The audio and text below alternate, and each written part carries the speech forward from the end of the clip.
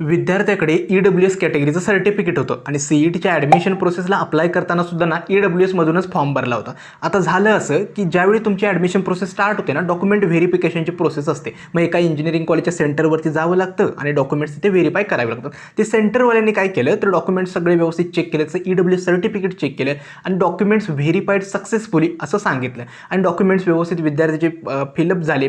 त्यानंतर त्याची cap admission प्रोसेसमध्ये गेला, कॉलेज लिस्ट फिलअप केली आणि सगळे कॅप राऊंड्स अटेंड केल्यानंतर शेवटच्या कॅप राऊंडनंतर तुम्हाला जसं कॉलेजमध्ये ॲडमिशन घ्यायला जावं लागतं तसं तो मुलगा सुद्धा ॲडमिशन घ्यायला गेला.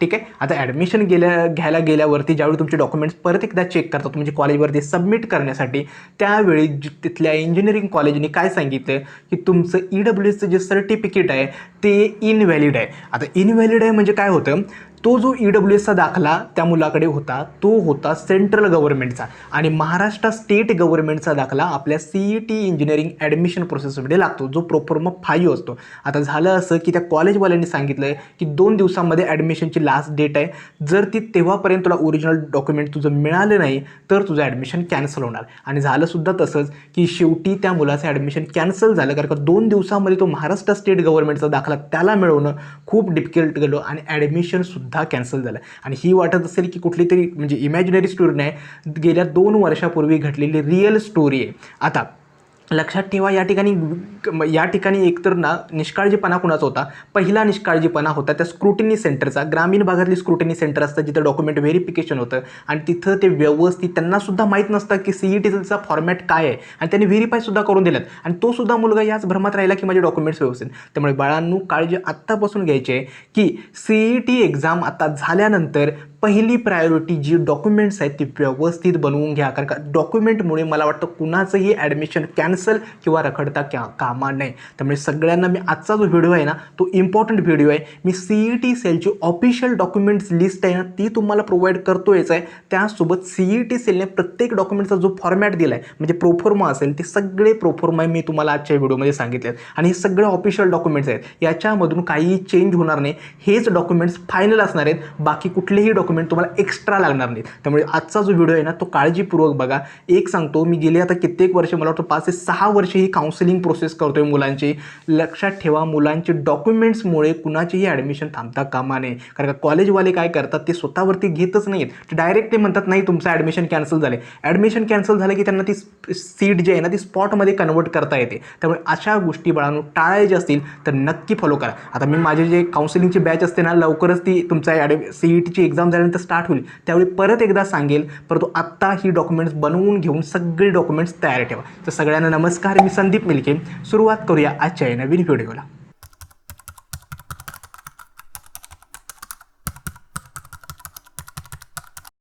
तर CET सेलनं काय केलं आहे, वेगळे डॉक्युमेंट्स काय दिले आहेत, नॉर्मल आपली सगळे डॉक्युमेंट्स आहेत. मग आता डॉक्युमेंट्स असतात, पहिली कॅटेगरी एक आहे अशी डॉक्युमेंट्स मी तुम्हाला सांगतोय जी सगळ्या मुलांना कॉमन आहेत, म्हणजे सगळ्यांनाही लागणार आहेत. कुठल्याही कॅटेगरीचा मुलगा असू देत, ही डॉक्युमेंट्स आता जी सांगतोय ती सगळ्यांना लागणार आहेत. पहिलं डॉक्युमेंट लागणार आहे तुमचं 10चं SSCचं मार्कशीट तुम्हाला एक लागणार आहे. ठीक आहे. जे तुमचं मार्कशीट होतं ना ते सांभाळून ठेवा, ते लागतं कॉलेज तुमच्या ॲडमिशन प्रोसेसमध्ये आणि कॉलेजमध्ये जमा पण करावं लागतं. त्यामुळे 10चं तुम्हाला मार्कशीट लागणार आहे. दुसरं तुमचा 12चा ज्यावेळी आता रिझल्ट येईल ना ते एक मार्कशीट तुम्हाला लागणार आहे. ठीक आहे. तिसरं डॉक्युमेंट आहे 12चं लिव्हिंग सर्टिफिकेट. ज्यावेळी तुम्ही आता ॲडमिशन प्रोसेसमध्ये म्हणजे कॉलेजमध्ये तुमच्या जिथून 12th कंप्लीट केले ना तिथून ते डॉक्युमेंट्स व्यवस्थित जमा करा, तुमचं मार्कशीट आणि 12चं लिव्हिंग सर्टिफिकेट.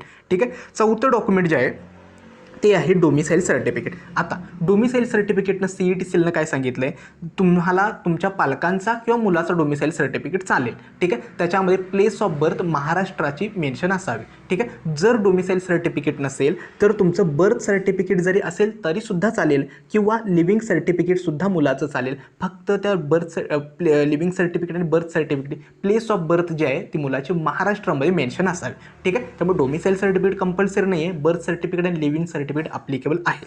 ठीक आहे. ती पाचवं डॉक्युमेंट आहे आधार कार्ड. आता आधार कार्ड ना तुमच्या पूर्ण प्रोसेसमध्ये कुठे सुद्धा लागणार नाही आहे. ठीक आहे. तरीसुद्धा अपडेटेड आधार कार्ड बनवून घ्या, कारण का होतं असं पुढे जाऊन ज्यावेळी तुम्ही महाडीबीट स्कॉलरशिपला अप्लाय करावं लागतं त्यावेळी अपडेटेड आधार कार्ड असावं लागतं. त्यामुळे आत्ताच सगळ्या मुलांनी तुमचं फोटो असेल, सिग्नेचर असेल, थंब प्रिंट असेल ते सगळे ना तुमचे अपडेटेड ठेवा. ठीक आहे. नेक्स्ट डॉक्युमेंट आहे ना इन्कम सर्टिफिकेट. आता इन्कम सर्टिफिकेट सांगतो कुठल्या कॅटेगरीला लागणार नाही ते सांगतो.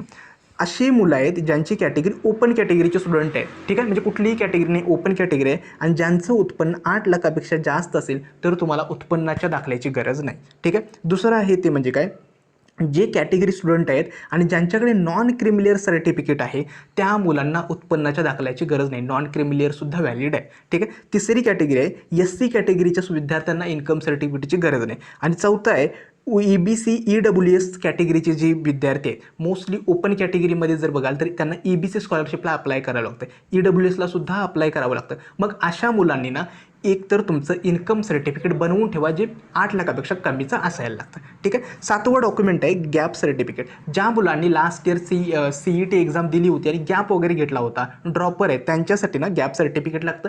गॅप सर्टिफिकेट म्हणजे सिम्पली एक स्टॅम्प पेपर असतो ज्याच्यावरती एक लिहिलेलं असतं की या मुलांनी या वेळेत शैक्षणिक गॅप घेतला आहे. कुठल्याही नोटरी ऑफिसरकडे गेलात किंवा महाडीबीटी केंद्रावर गेलात ना ते बनवून मिळतं, वेगळं काही नसतं.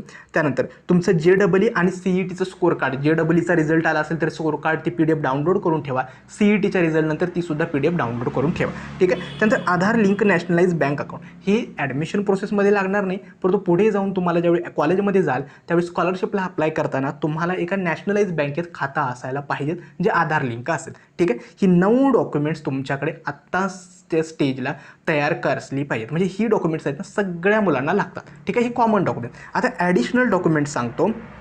तर ज्या मुलांची category OBC SBC NT VJDT आहे, आता ते कसं असतं NTमध्ये सुद्धा NT1 NT2 NT3 असे, ठीक आहे. मग या कॅटेगरीची जर मुलं असतील तर तुमच्यासाठी 3 डॉक्युमेंट्स मॅन्डेटरी आहेत.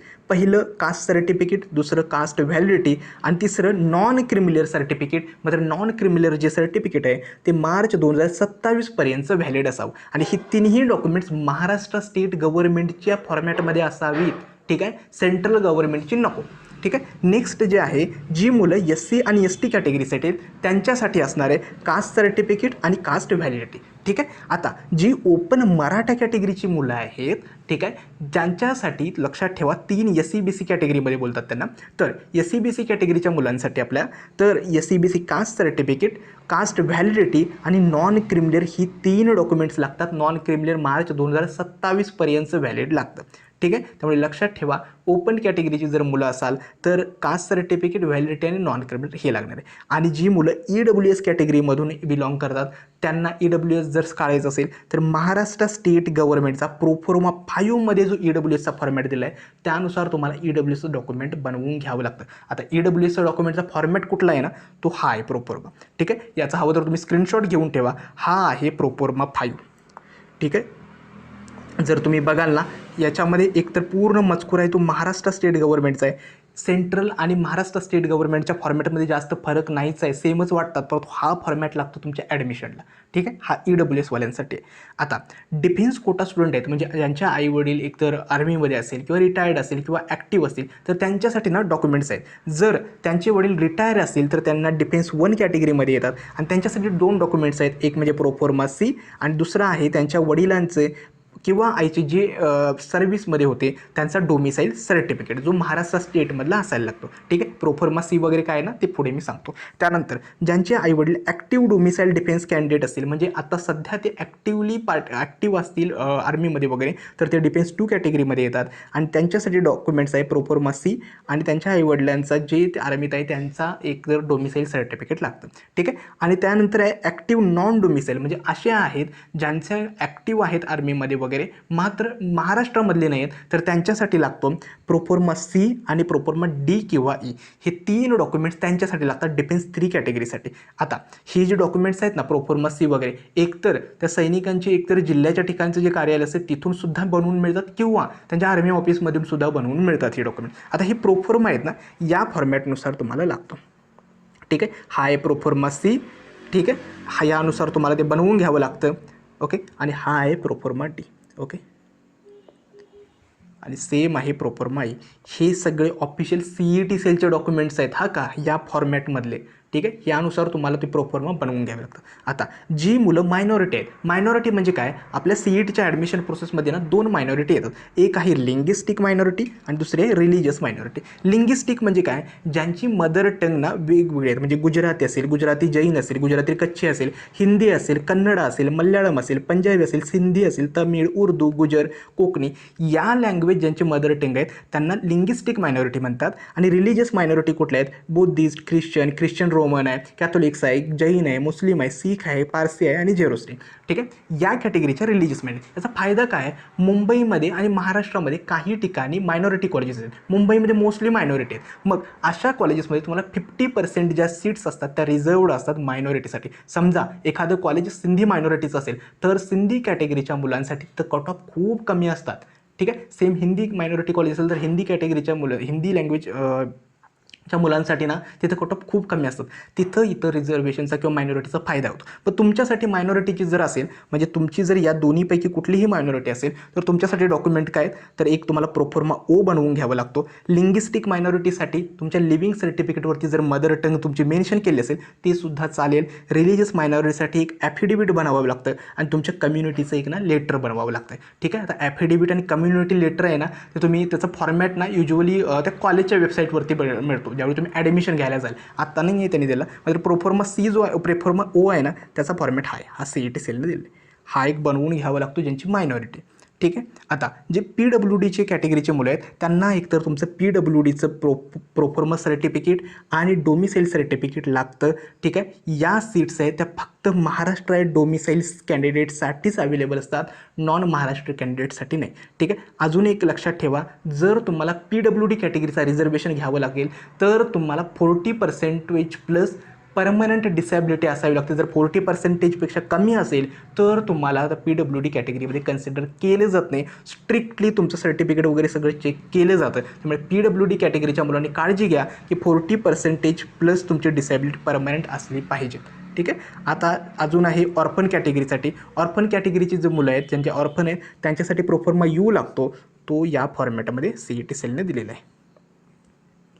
ठीक आहे, आय होप तुम्हाला हे सगळे डॉक्युमेंट्स समजले असतील, ते व्यवस्थित बनवून घ्या. आता मी माझी जी काउन्सिलिंगची बॅच आहे ना दरवर्षी म्हणजे युजली CET एक्झाम झाल्यानंतर स्टार्ट होते, मग तुम्हाला त्यांचे कंप्लीट तुमची ॲडमिशन प्रोसेस होईपर्यंत डाऊट सपोर्ट असतो, म्हणजे डायरेक्टली 1-to-1 कॉल्स असतात, त्यानंतर लाईव्ह सेमिनार्स असतात, तुमच्या कॉलेज लिस्ट बनवून देणं असेल, या सगळ्या प्रोसेसमध्ये मी त्यावेळी जशी ती लॉन्च होईल ना त्यावेळी तुम्हाला सांगेलच. तुर्तास हे डॉक्युमेंट्स तुम्ही बनवून घ्या. आणखीन ज्या मुलांना मॉक टेस्ट सिरीज आणि मेंटरशिप प्रोग्राम जो आमचा सुरू आहे त्याच्यामध्ये एनरोल करायचं असेल ना नक्की एनरोल करा. एक तर 35 फुल सिलेबस टेस्ट, सगळ्या चॅप्टरचे हँड रिटन नोट्स तुम्हाला मिळतात, इन्स्टंटली रिझल्ट आणि सोल्युशन्स मिळतात, पर्सनल मेंटरशिप आहे, त्यांचं स्कोर इम्प्रूव्हमेंट गायडन्स आहे, रिअल CET लाईक इंटरफेस आहेत.